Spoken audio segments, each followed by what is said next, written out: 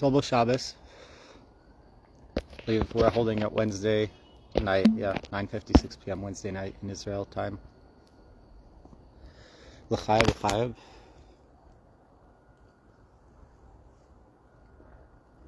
I want to talk about Mashiach and false Mashiach. I want to talk about mental health, and I want to talk about smoking on Shabbos. Let's start with smoking on Shabbos. Let's get back to mental health, back to Mashiach.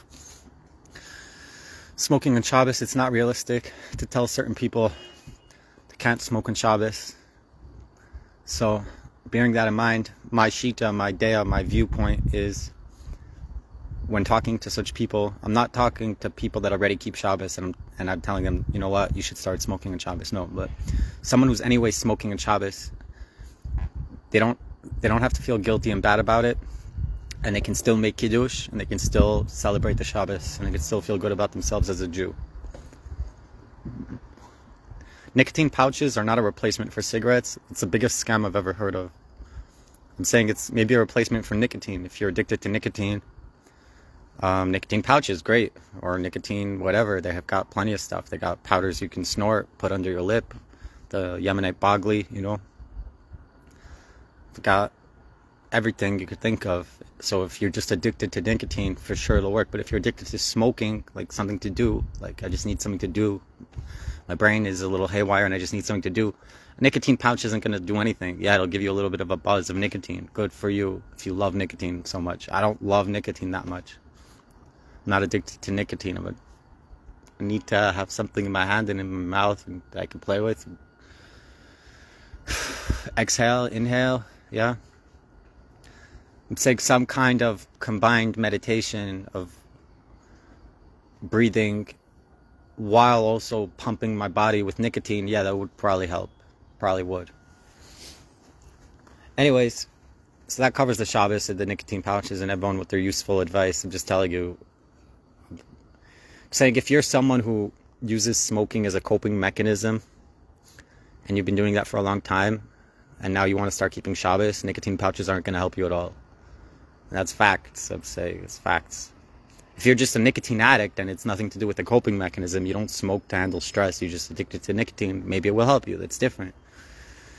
Okay, now in terms of mental health, I want to talk about autism as an umbrella, because within autism there's many different effects or characteristics of autism that also match other diagnoses. So like the symptoms of ADHD, ADD, ODD, bipolar, depression, anxiety, all the symptoms of all those are also symptoms of autism. So if you have any of those or all of those, you might just be autistic instead of being all those other labels. You might actually just be autistic.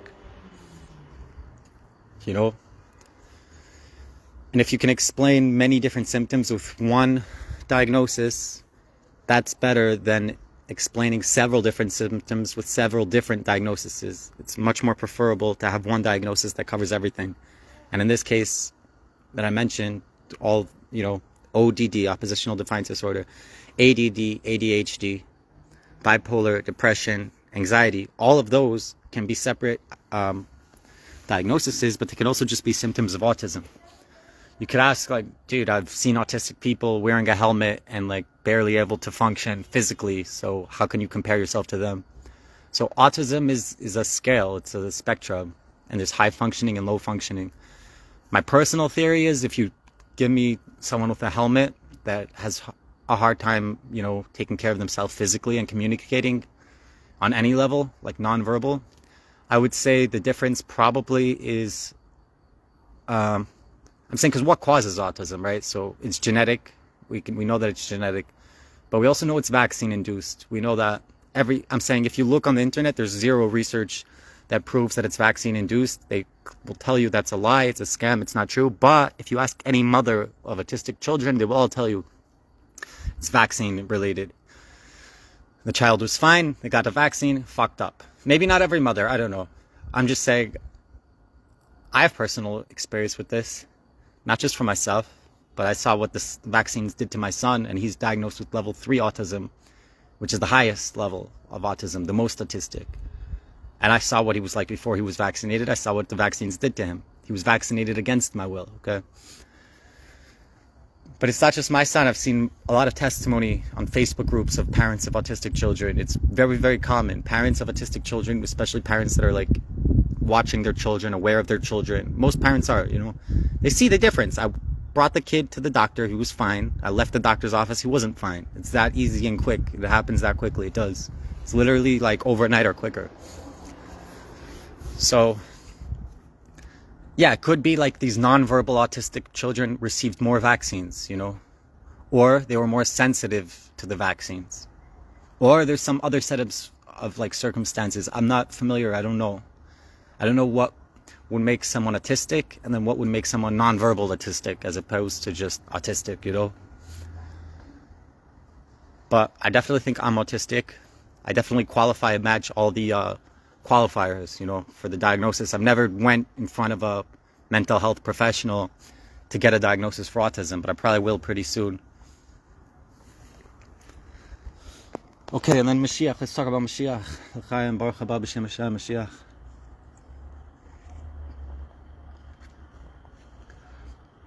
Is Mashiach an energy, or is it a person, or both? Mashiach's an actual person, more than one even, right? Because we have this Messiah, son of David, Messiah, son of Yosef. I don't know, I've heard Mashiach ben Dan, I don't even know what that means, but everyone knows about the son of David and the son of Joseph, Messiah. One to come wage the war, one to rule. Because the one who rules can't wage war, he can't have blood on his hands, something like that. Maybe, I don't know. But they're two different aspects, yeah? Like maybe the right side and the left side, Who knows? But what about like, can you go around telling people that you're Mashiach? I'm saying there's a guy in Lakewood, Tzvi. Unfortunately, as far as I know now, he's sitting in jail due to unfortunate circumstances. I don't know about the situation, but from what I was told, the Lakewood Authority, the Lakewood rabbis, the rabbinate, the Lakewood Jewish mafia, they could get him out in a second. They have all the power over him. They don't want him out of jail. Like someone who was trying to help him and reached out to like the rabbis, the powers that be, and his family, was told like, but what are we gonna do if we get him out of jail? Like he was trying to get this guy out of jail, a Jewish kid sitting in jail, and everyone telling him, it's like, okay, but what is he gonna go to rehab? Is he gonna accept to go to rehab? Like, you get it? They don't. Like, they can get him out of jail today in a second. They don't want to. They don't want to take him in jail. They'd rather let him sit in jail and suffer. Which is what, a lot of people have an attitude towards me. Someone wanted to buy me a camper. The powers that be, including my parents and all their rabbis and friends, told him, don't buy him a camper. Let him suffer. Don't let him be independent. Let him suffer. Maybe he'll fix his ways, if he suffers enough. Literally retarded older generation that all need to die out. But anyways, so this guy Tzvi, yeah, he was walking around telling everyone he's Mashiach for a long time. We'll go into any synagogue or yeshiva and tell the rabbis there, hi, I'm Mashiach. I'm the Mashiach you guys are waiting for. And so what? No one cared. No one said, we have to kill the guy, fake Mashiach, kill the guy. What do you care? First of all, how can you prove he's fake? Second of all, like, so what? What's he's causing harm? So that's more or less my approach with myself and also with Anthony and anyone else. There's another guy on YouTube too. I don't know his name. He was saying some crazy shit. He was saying like how because he's the Mashiach, he has the power to go and have sex with a young boy and not fuck up the kid. Pretty much like the kid will still be okay because he's Mashiach, he has the power. Which I don't even understand where he's coming from. Like that's, you got to really warp some Kabbalah in order to come up with that. You really got to warp it. But I'm just saying, even that guy, like, what, you want to go kill him because he's telling people that he's the Mashiach? Like, is he leading people astray? Is he really forming a new religion? Like, I don't know what was the problem with Shabtai Tzvi, other than that, at the end, he converted into Islam and let down a lot of people. But, like, you followed him, and now you're let down. And now what? Now you're going to kill everyone else that tells you they're Mashiach because you got let down? Next time, be smart about it. Don't get let down. And if you're going to get let down, now you're going to blame the false Mashiach that you followed him, So what I have to say is, like, who gives a shit if Anthony thinks he's Mashiach or if his followers thinks he's Mashiach? Who gives a shit if everyone is calling him Mashiach? Who cares? Like, what does it matter? Oh, because now that he's Mashiach, and if he's going to tell people that the temple isn't literal and the sacrifices aren't literal, I'm saying these are not practical things at this point. They are theoretically practical, but we don't have a temple and we don't have sacrifice. So who cares that he's teaching people the wrong thing? I'm saying if you really care about truth, and truth is your only pursuit, then yes, he's really doing something wrong because he's teaching things that aren't true. But I think he's on a journey of finding the truth, and he'll come to the truth, and together with him, his followers will come to the truth. I don't think he's on a mission to purposefully mislead people, although that's possible, especially concerning his involvement with the Freemasons. You know, in a comment on one of his videos, he writes he's a 32nd degree Mason. I don't know if that's a real position. I don't know how Freemasonry works. But my only concern with this whole thing is that it's connected to Freemasonry. Why? Because Freemasons, I don't know too much about them, but apparently they're an evil, wicked group that lies to the world, deceits the world, and trying to control the world. So yeah, if he's connected to Freemasonry, that could be damaging. Why? Because he might actually be on a mission to purposefully mislead Jews and take them away from Hashem and take away Christians from God. Why? Because his Freemason puppet master told him that. Because they worship the devil. You know, that's like my only actual concern with the whole thing. But I just find it hard to believe that he's actually in the Freemason world, Freemasonry. I don't think he's actually involved. I don't think he's a Mason 32nd degree. I don't know if there's a position 32nd degree Mason, but even if there is, I really find it difficult to believe that Anthony made his way up there and that they actually know who he is and give him any sort of respect and any sort of title or honorary degree. I really doubt that. Was he lying that he said he's a 32nd degree Mason? Maybe he's just a liar. I don't know. And if he's telling the truth and he's involved in Freemasonry, yeah, to me that is an issue, because saying Freemasonry, I don't know about them, but again, I think they're the Illuminati, one world order agenda, vaccinate Bill Gates, all that crap, you know, go to Mars with Elon Musk. I covered everything I wanted to cover, but we could cover Elon Musk for a minute and his whole space race. It's difficult to forget the world for a minute and only look at the biblical text. But if you did that and only look at the biblical text, would you tell me that the moon is like a physical object that you can land on? Or would you tell me it's just a light projected on a firmament? Or what would you tell me? Some kind of mixture of both of those? What would you tell me? My feeling and my gut is that if we didn't have any scientists telling us what to believe and we only had the Bible, we would look at the world very, very differently. I'm not saying deny telescopes and deny science that you can measure with your own hands. I'm saying deny the scientists telling you what to believe. Use your own instruments and your own mind. And you probably wouldn't come up with the measurements that they come up with. Because that's bullshit. In my opinion, I don't really know. But when I see Elon Musk flying into space, I think that's just as real as landing on the moon. I don't think we ever landed on the moon. I'm not convinced the moon is a physical object that you can touch or land on. I'm not convinced it's not. I don't know anything. But I think it's like a psychological operation, a psyop. They're trying to mess with our heads, and they launch things into space telling us we can get to Mars. Is that true? I don't know. Yonasan Eibschitz was a famous rabbi, Orthodox rabbi, Orthodox. The WH is sometimes pronounced silently. But anyways, he was a famous Orthodox rabbi, and he claims the whole Tower of Babel had what to do with trying to get to the moon. I didn't really understand the piece. I was using like a translate and reading a translation. I didn't really get it. But he does talk about landing on the moon, and the Tower of Babel had what to do with launching some kind of craft into space. The thing is, Eibschitz was famously also accused of being a Freemason. I'm just saying, so he could have been purposely misleading us as well in order to convince us that you can land on the moon and the moon is a real thing that you can touch and feel. And I'm just saying he's no proof. He might have been a Mason, he might not have been a Mason, but a lot of people believed he was a Freemason. So if he's a Freemason, he loses all credibility. You know, he's just trying to mislead you. Like Anthony. If Anthony's a Freemason, he loses all credibility. You know?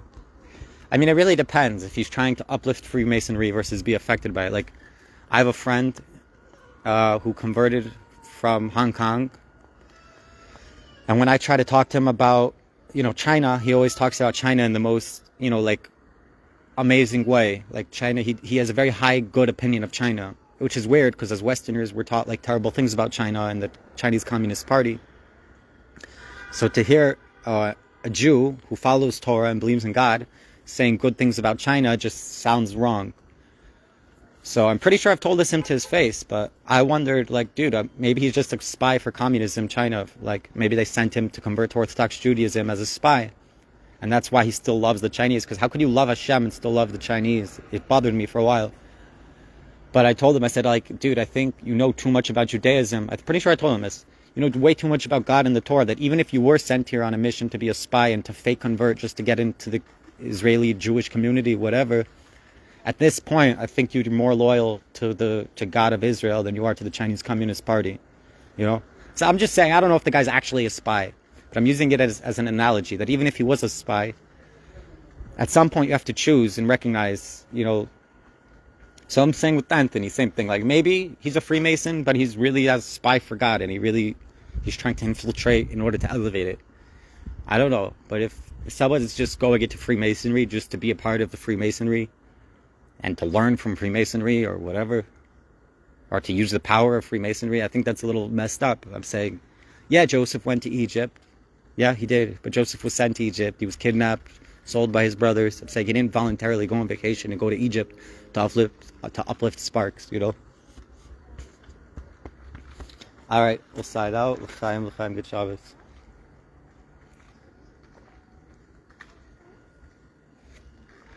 Should talk about charity for a minute. Charity, in its highest form, the giver doesn't know who's the receiver, and the receiver doesn't know who's the giver. Everything else is still charity, but if I ask you for money and then you want to know what it's for, and you make me build a whole sob case story about why I need it, and blah, blah, blah, back and forth, I'm just saying at that point, it's no longer charity. At that point, you can call it something else, but it's not charity. Charity is not making me earn your money by being on the phone with me for an hour. Charity is not making me prove anything. Charity is none of that. All that is bullshit. We can do it all day. You want to make me talk to you on the phone for an hour, and then you send me money?